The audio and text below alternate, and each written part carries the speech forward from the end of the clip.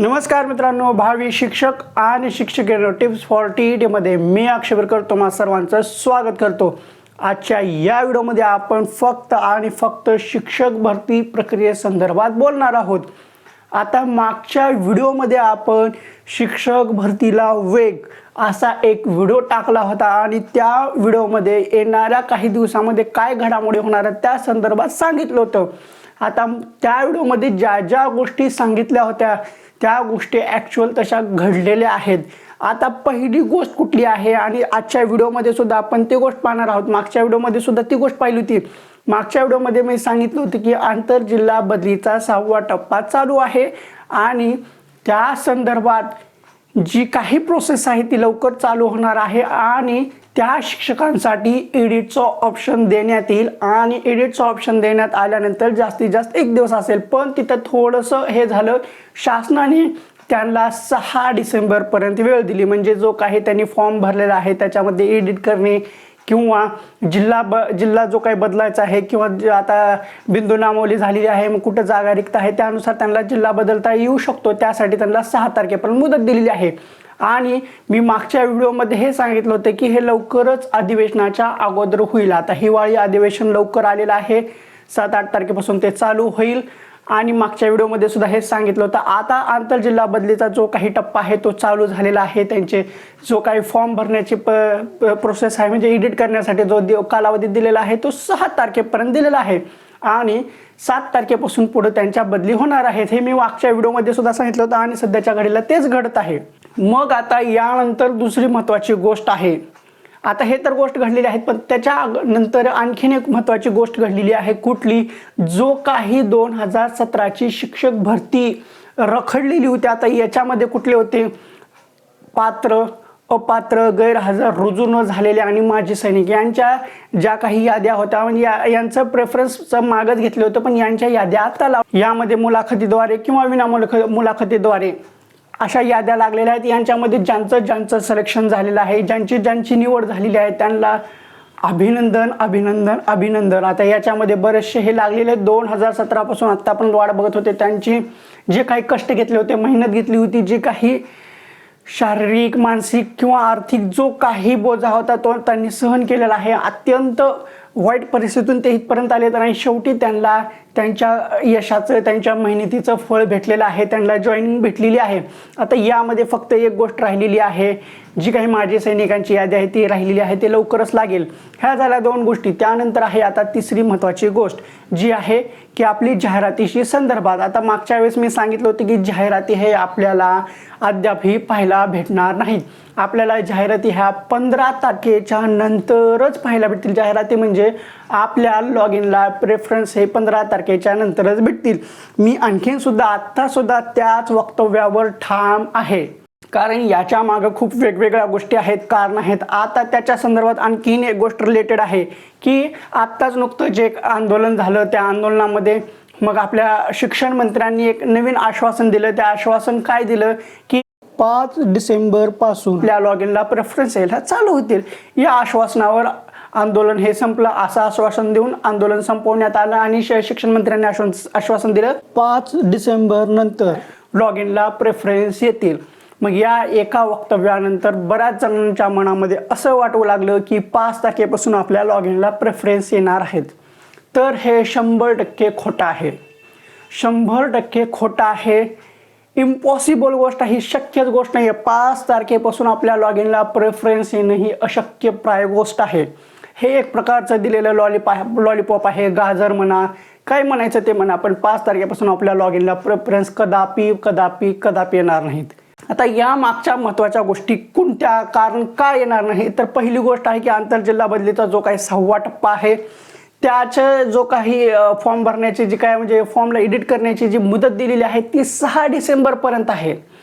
6 डिसेंबर नंतर 24 किंवा 48 तासानंतर ती प्रोसेस चालू होईल, म्हणजे 7 किंवा 8 तारखेला चालू होईल आणि ते 15-16 तारखेपर्यंत चालेल।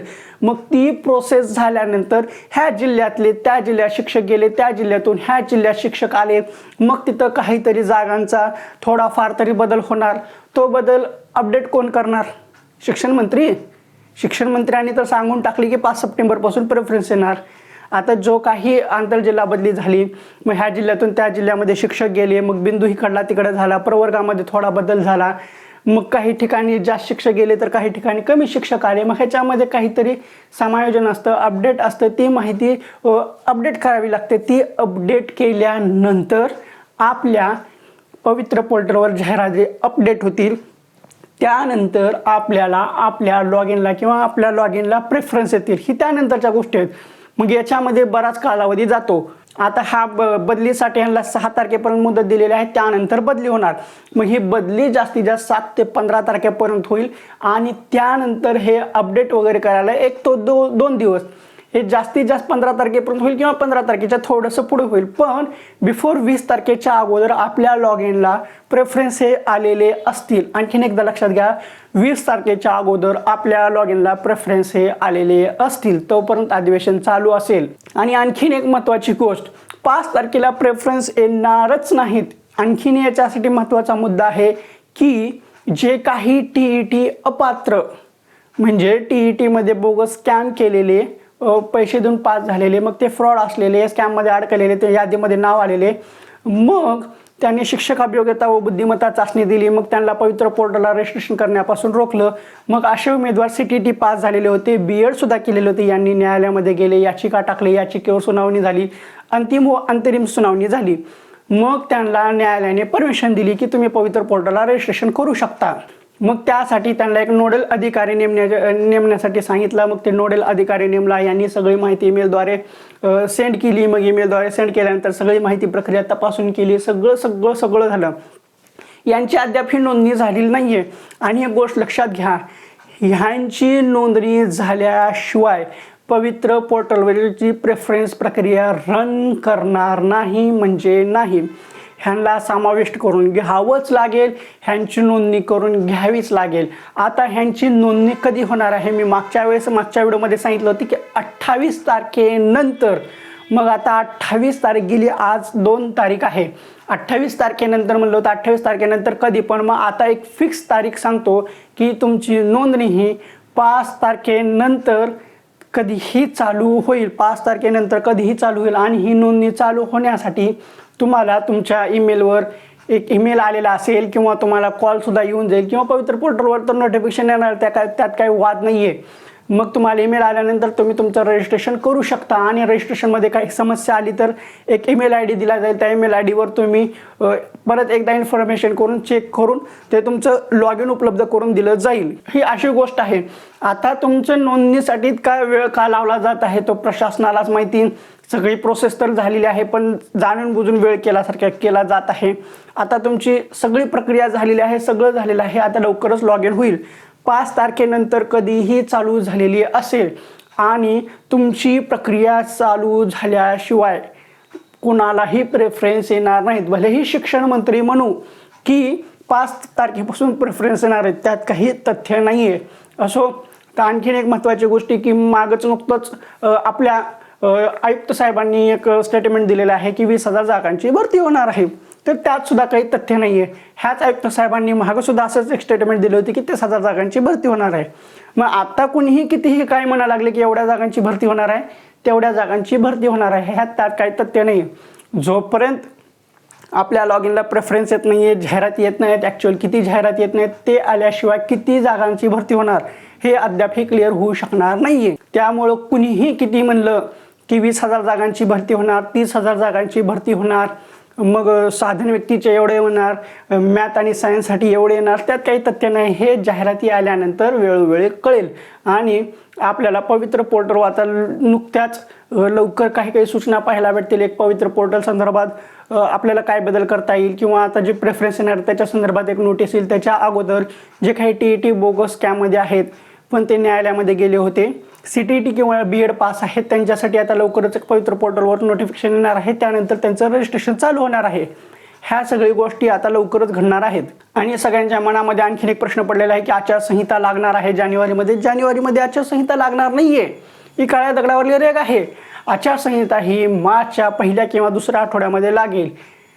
आणि त्यामुळं त्या अगोदर आपली भरती प्रक्रिया ही जवळजवळ संपूर्ण संपलेली असेल. म्हणजे आता हे रजिस्ट्रेशन ऑलरेडी झालेलं आहे. फक्त काही लोकांचं जे औरंगाबाद न्यायालयामध्ये आहेत, म्हणजे सध्याचं संभाजीनगर, त्यांचं रजिस्ट्रेशन राहिलेलं आहे ते होईल. त्यानंतर आपल्या लॉग इनला प्रेफरन्स येतील. प्रेफरन्स आल्यानंतर आपल्याला 20 ते 25 दिवसाच्या कालावधीमध्ये ते जनरेट करायचं आहे. त्यानंतर गुणवत्ता यादी जाहीर केली जाईल. त्यावेळेस सगळ्या प्रक्रिया ह्या पूर्ण झालेल्या असतील. आणि आता ह्याच्यामध्ये आणखीन प्रश्न पडलेला असेल की ह्या महिन्याच्या 31 तारखेपर्यंत सरकारचा निर्णय होणार आहे. मग सरकार अपात्र ठरलं तर, सरकार पडलं तर काय होईल? सध्या तरी आपल्या भरतीला याचा काहीही परिणाम होताना दिसत नाहीये, काहीही होणार नाहीये. त्या पुढल्या गोष्टी आहेत, त्या भविष्यातल्या गोष्टी आहेत, त्या गोष्टीचा आत्ताच विचार करून काही उपयोग नाहीये. आणि जागा किती येणार आहेत, किती टक्क्याच्या किती टक्का येणार आहे ते मी मागच्या व्हिडिओमध्ये तुम्हाला ऑलरेडी सांगितलेलं आहे. ज्या काही 80% जागा आहेत त्या 80%च्या 50% जागा येणार आहेत.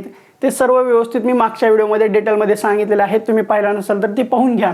आता या व्हिडिओमध्ये जेवढं काही महत्त्वाच्या गोष्टी सांगायच्या होत्या त्या सर्वच्या सर्व मी ह्या व्हिडिओमध्ये सांगितलेल्या आहेत.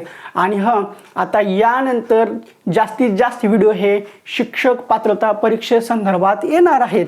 आता याच्यानंतरचा आपला पुढला व्हिडिओ हा शिक्षक पात्रता संदर्भातच असणार आहे. त्या व्हिडिओमध्ये तुम्हाला समजून जाईल की शिक्षक पात्रता संदर्भात काय माहिती आहे किंवा सिलेबस कसा आहे ते सगळं त्या व्हिडिओमध्ये सांगेल.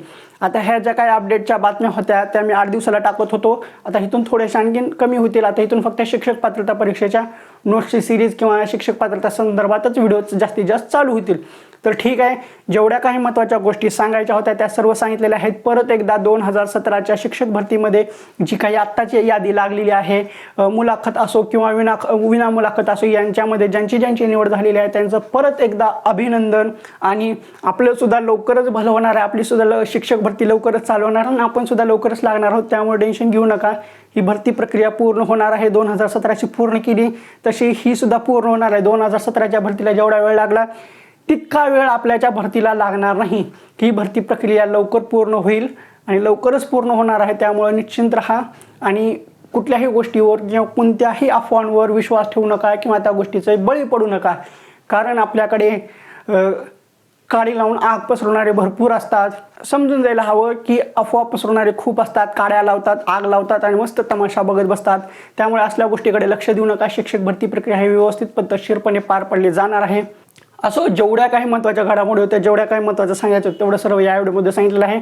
तुम्हाला हा व्हिडिओ पाहून काही फायदा झाला आहे किंवा हा व्हिडिओ तुम्हाला काय आवडला असेल तर व्हिडिओला लाईक करा. आणि हा व्हिडिओ पाहून तुमचा काही फायदा झाला आहे असं वाटत असेल तर आणि तरच आपल्या चॅनलला सबस्क्राईब करा. लाल रंगामध्ये सबस्क्राईब बटन आहे ते दाबा. त्यानंतरची जी घंटी आहे ती सुद्धा दाबा व ऑल नोटिफिकेशन बेल सिलेक्ट करा. म्हणजे जेणेकरून सर्व व्हिडिओचे नोटिफिकेशन हे तुमच्यापर्यंत सर्वप्रथम पोहोचतील. तर ठीक आहे, पुन्हा भेटू पुढल्या एका व्हिडिओमध्ये अशीच महत्त्वपूर्ण माहिती घेऊ.